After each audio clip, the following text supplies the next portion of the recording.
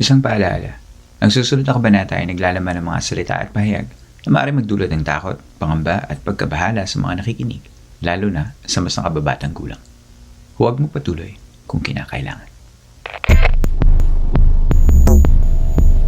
Welcome to episode 300.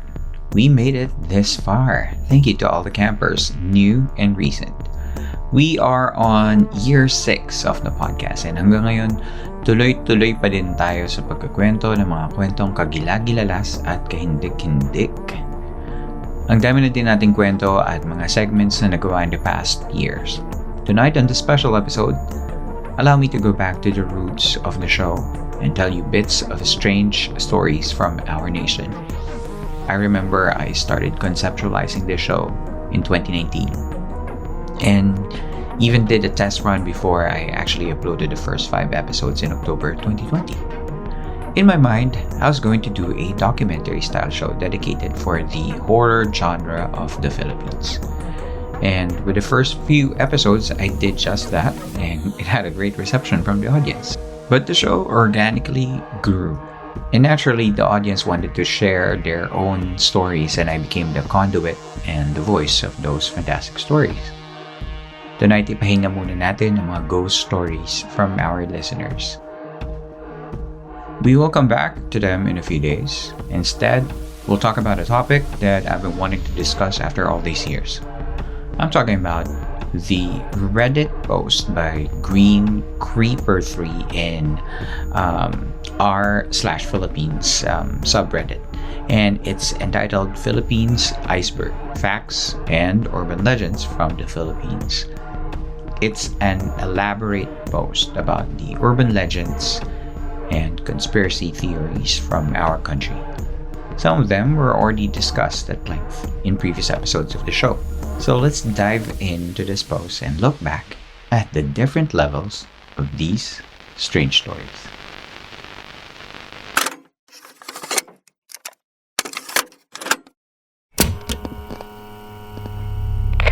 Before the stories, pag-usapan muna natin kung saan ba nanggaling ang konsepto ng icebergs.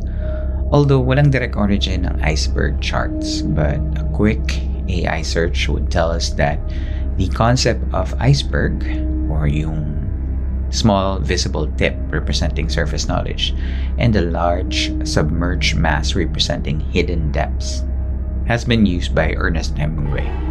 Siya yung American novelist, at si Sigmund Freud, siya naman yung may model of human mind. However, sumikat noong 2011 sa isang post sa website na Imager, isang online sharing community, ang popularidad ng iceberg charts. Ang iceberg charts ay isang visual representation to categorize knowledge about a particular subject, at sa image na ito ay nahahati by tier ang kategorya ng isang subject. Naalala niyo ba yung kasibahan na it's just the tip of the iceberg? Or ibig sabihin ay ang nakikita o nalalaman mo sa isang bagay ay kakapiranggot lang na kaalaman mula sa mas malalim at mas kakaibang impormasyon sa nasabing topic. Middle tier naman yung mga information na ang nakakalam lamang ay mga taong may inclination sa topic na ito. At ang panghuli ay ang deepest tier, kung saan mas kakaunti na lamang ang nakakalam ng kwento nito dahil nakatago na ito sa public's general knowledge. Let's deep dive into the first tier agad-agad sa pagbabalik natin right after this ad break. Dito lang yan sa Philippine Camper Stories.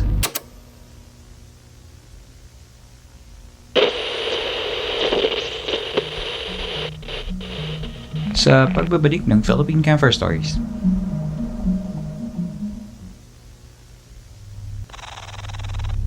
Sa iceberg of Philippine urban legends and other stories, halos na pag-usapan na natin at length ang karamihan ng topics dito. Ngunit narito ang unang part of the 3-part series na sisimulan natin sa ilan sa mga mas kilalang kwento, at dahil madaming topics, treat this episode as a teaser or patikim ng mga kwentong ito.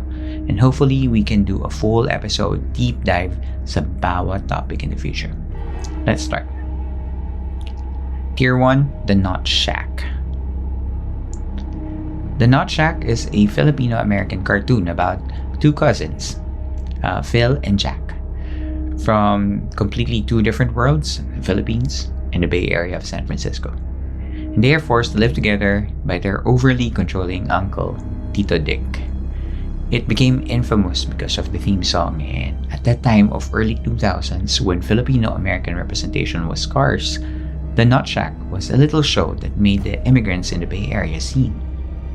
I think may enjoy ko siguro ito kung napanood ko ito. Kasi may mga episodes naman sila na ang kwento ay Phil-Am POV.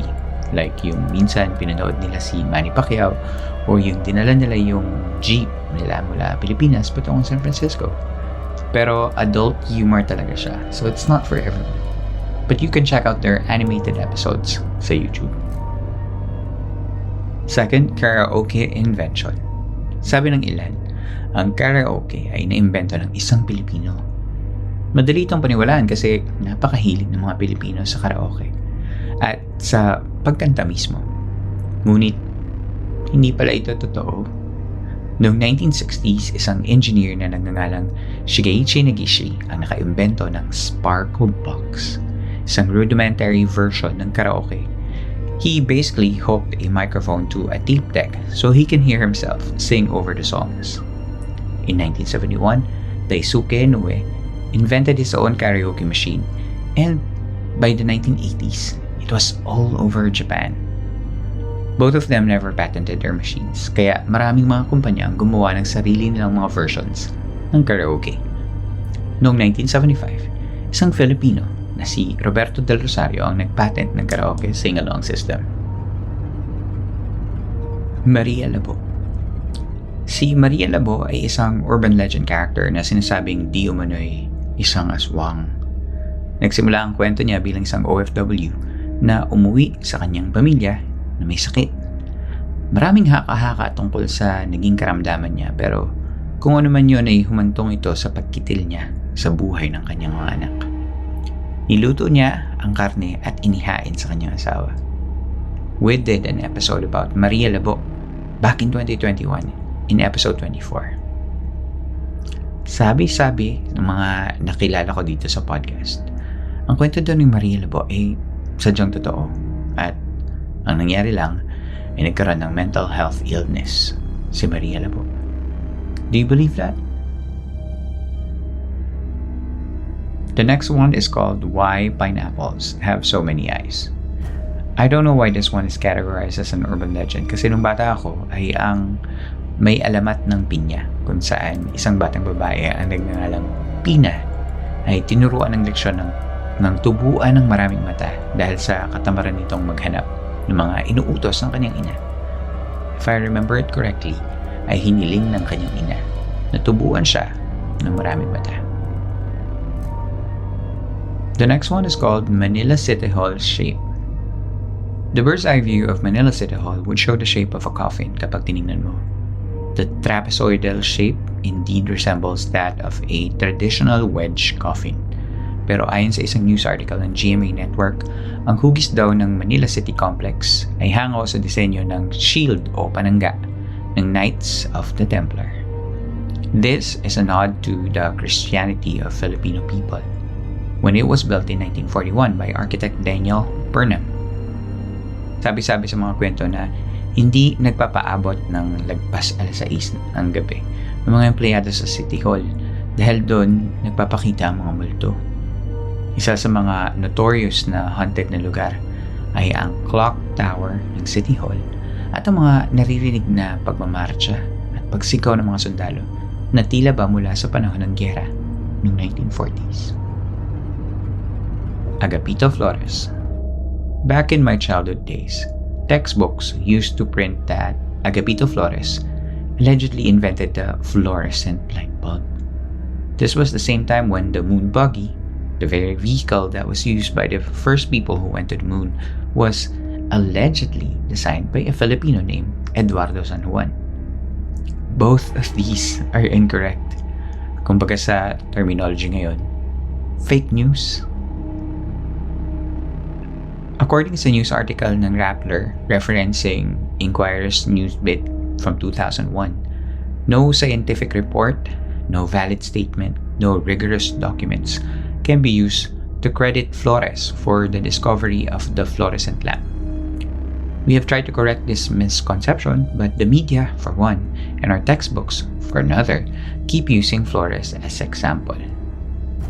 The word fluorescent, of course, comes from the Latin fluorspar, or a mineral, and opalescence, not from Flores.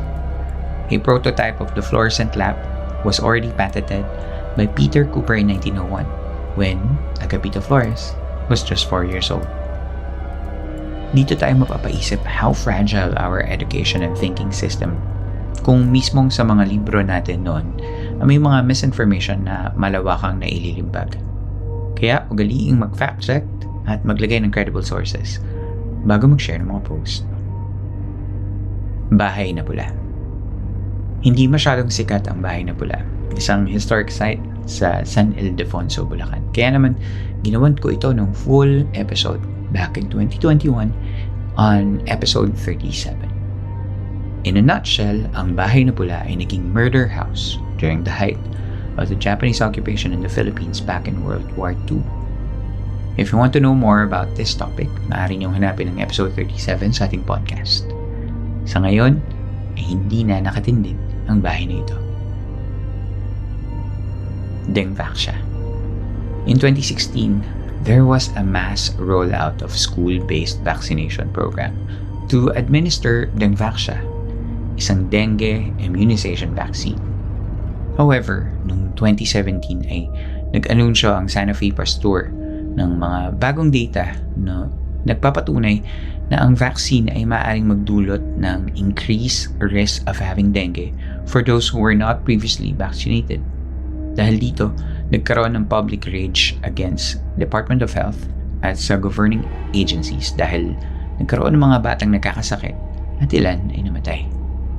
Bumaba din ang trust rating ng sambayanan sa vaccine programs. At sa nga mga problemang ito nung magkaroon pa ng mga measles and polio outbreaks noong 2019, all rooted from the Dengvaxia incident. Hanggang ngayon ay nakaban pa rin ang Dengvaxia sa bansa. Instant noodle wax.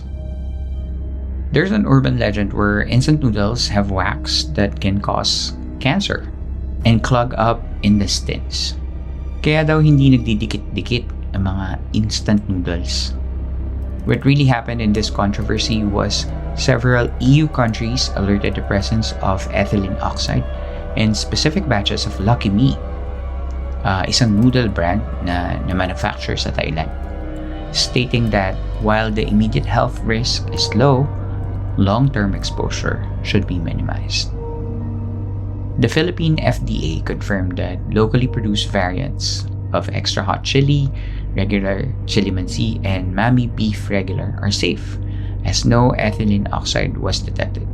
However, a small amount was found in the locally made Pancit Canton Calamansi variant, and the FDA is currently studying this matter to determine the appropriate course of action. Hindi naman ito ang unang beses na kumalat ng ganitong balita. Sa mga emails noong 2000s ay nagkalat ang mga email threads na ipinapasa noon. Hindi lamang sa Pilipinas kundi maging sa ibang bansa. Hindi man ito nagkakos ng cancer ay ang pagkain naman ng instant noodles na very high ang sodium content ang maaaring magdulot ng dietary problems, magdulot ng kidney at heart issues kung iko-consume for a long-term and regular basis. Slippers left at night. Isa pang urban legend na nanakot sa atin in the late 90s and 2000s ay yung kwento na huwag daw mag-iiwan ng tsinelas sa labas ng bahay kapag sapit ng gabi dahil may kulto na gumagala upang hanapin ang mga bata sa mga bahay. Sinasabing maaari daw nilang bilangin kung ilan ang bata sa loob ng bahay sa pamamagitan ng mga naiwang tsinelas sa labas. Gagamitin daw nila ang impormasyong ito upang manmanan ang bahay at saka kikidnapin ang mga bata. Sa ibang version, dinuduraan naman daw ang mga tsinelas at pinapatay ang mga may-ari ng tsinelas kapag nakilala na nila ito pagkatapos. Urban legends that pose threat to kids are a dime a dozen in the Philippines. Nariyan na din ang puting van theory at ang mga batang sinasakripisyo para daw tumibay ang tulay. But all of these are meant to be precautionary para mag-ingat ang mga tao, lalo na ang mga bata. Headless Priest. The Headless Priest is a widespread urban legend, especially in Latin America and the Philippines, featuring a ghostly headless cleric haunting roads or churches, often appearing at night to scare sinners, those who desecrate sacred places, or those out late, sometimes linked to specific historical murders of priests or colonial conflicts, with versions explaining him as a prankster priest or a vengeful spirit guarding treasure. At kung mapapansin niyo, nakalink ang urban legend na ito sa mga lumang private or Catholic schools na sa hindi may paliwanag na dahilan ay laging nachichismis bilang dating libingan. I'm not sure kung ganun pa din ngayon, but that's how it was when I was growing up. White Lady. While not exclusive to the Philippines, white ladies are also common apparitions in haunted buildings. They are ghosts of women that were raped or killed and usually sport a long jet black hair and white flowing clothing. We have an extensive episode discussing this phenomenon, episode 8.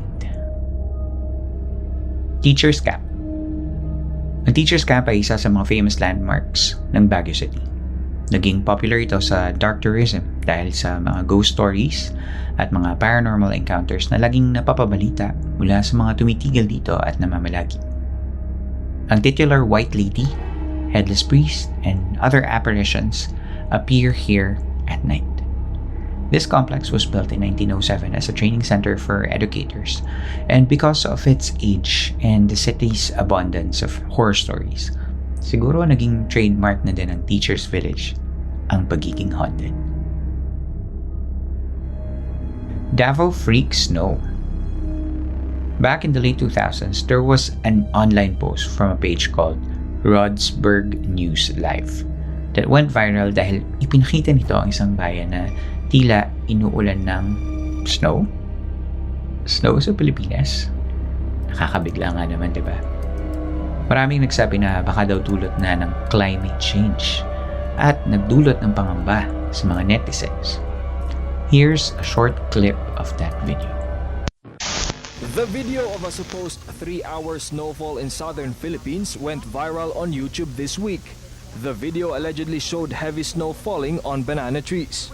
The story, which was produced by what appeared to be an online news agency, worried some locals. Matakot kasi bihira lang yan dito sa atin sa Pilipinas na ganito ang mangyari. Mga tao kasi dito, hindi siguro sanay ka ganyang kalamig. The video earned varied reactions online. While some just laughed it off, others feared it was an effect of climate change. Weather Bureau Pag-asa says snow is unlikely in the Philippines, which is a tropical country. Pwede hail, yung ibig sabihin ice na nahuhulog galing sa thunder clouds, pero hindi pwede na magkaroon tayo ng snowfalls. Temperature on Wednesday when the supposed snowfall was experienced was 34 degrees Celsius, which is too warm to induce icy conditions. The Agriculture Department denied that the snowfall damaged $3 million worth of crops. Wala talagang nangyaring ganun. Kahapon galing ako sa Baganihan, although malamig doon, wala mang nangyaring ganun. NHK weather anchor Rob Speta said the video didn't show snow but ashfall, possibly taken during the Mayon volcano eruption in 2009. Speta also questioned the credibility of the supposed news organization behind the story. Hernel Tokno, ABS-CBN News. Uulitin ko na sana ay laging mag-fact check, lalo na sa mga online post ngayon, at maging sa paggamit ng generative AI videos. Next up, Lizares Mansion.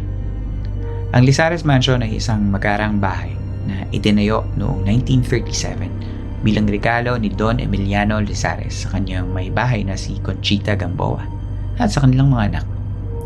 Ang architectural style nito ay hango sa Beaux Arts o yung inspired by French Neoclassicism with Renaissance and Baroque incorporation. Mayroon itong 3 palapag, napakaraming mga kwarto, isang marangyang lugar para sa panahon na iyon sa bayan ng Haro, Iloilo. Pagdating ng ikalawang digmaang pandaigdig ay nilisa ng mga Lizares ang mansyon para sa kanilang kaligtasan. Ang mga hukbo ng mga Hapon ang pansamantalang umukupa sa Lizares Mansion at ito ay ginawa nilang himpilan. Sa pagtatapos ng digmaan at sa paglaya ng isla ng Panay ay pinili ng mga sundalong Hapon ang tapusin ang kanilang mga buhay sa Lizares Mansion. Isa ito sa mga naging dahilan kung bakit madilim ang nakaraan ng bahay na ito. Sa ngayon, ang Lizares Mansion ay parte ng Angelicum School, Iloilo at ginagawang shooting location ng ilang mga TV series at pelikula dahil sa angkin nitong ganda. Susunod naman, tabi-tabi po. Kung sa Pilipinas ka lumaki, malamang dala mo pa din ang kaugalian na ito hanggang ngayon. Tabi-tabi po ay sinasabi ng mga tao, lalo na sa mga Tagalog regions, kapag sila ay nagpupunta sa isang lugar, either A, for the first time, or B, kapag magubat o mapuno ang lugar. Ang paniniwala ay ang pagsasabi ng tabi-tabi po ay ang paghingi ng pasigtabi o pakikiraan sa mga nilalang na naninirahan sa lugar na yun. Minsan sinasabi din na tabi-tabi po, makikiraan po. Isa sa mga sinasabing consequences kapag hindi mo sinunod ang kaugalian ay maaari kang makagambala ng mga nilalang na hindi nakikita at sila ay gumanti sa iyo at bigyan ka ng sumpa o parusa. Isasama ko na din siguro yung iba pang mga common phrases na protective or precautionary in nature gaya ng tao po.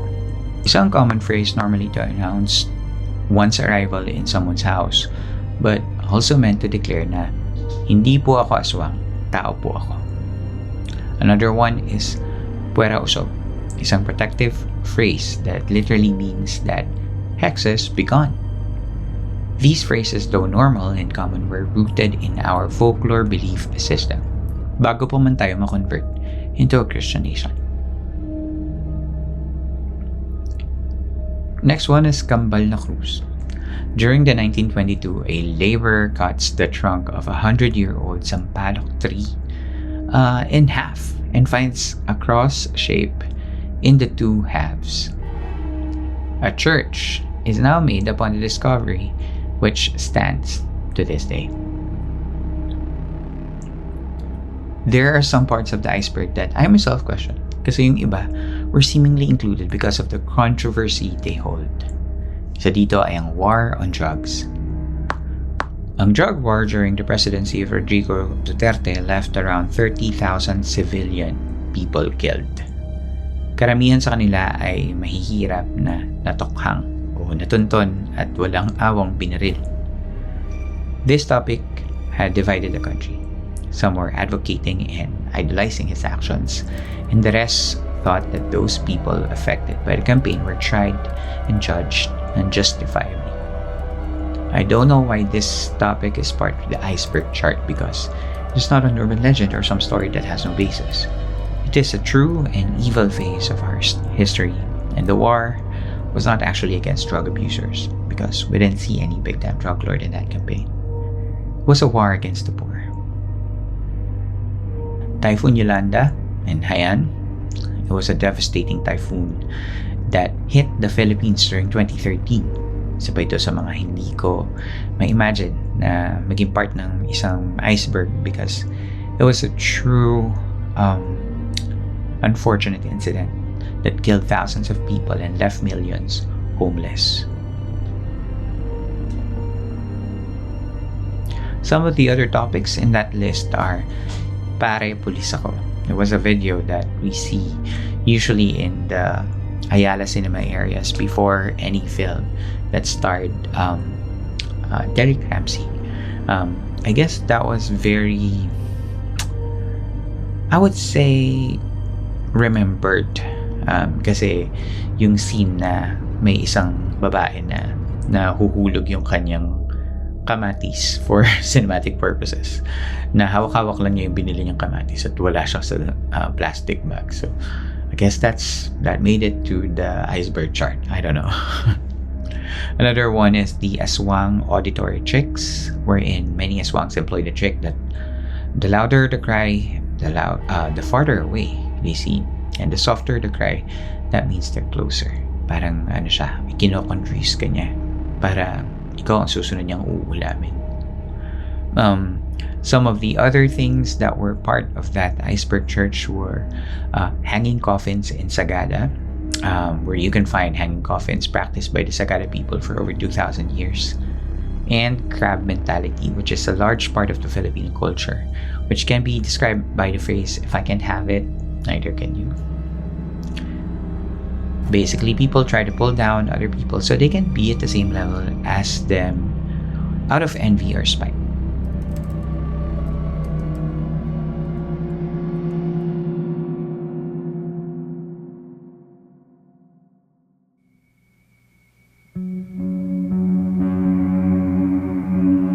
Marami pang mas maintrigang kwento ang iba pang tiers at susubukan kong i-cover lahat. But for now, this is where our episode ends. For our campers na feeling mo ay good job ang podcast natin sa pagsama sa iyo sa mga araw-araw na gawain at naiibsan ang pagkainip mo at medyo you feel generous today, you can send love and appreciation just like Mancy did. Thank you so much, Mancy. Daanan mo lang yung PayPal account natin o yung GCash account natin sa episode show notes.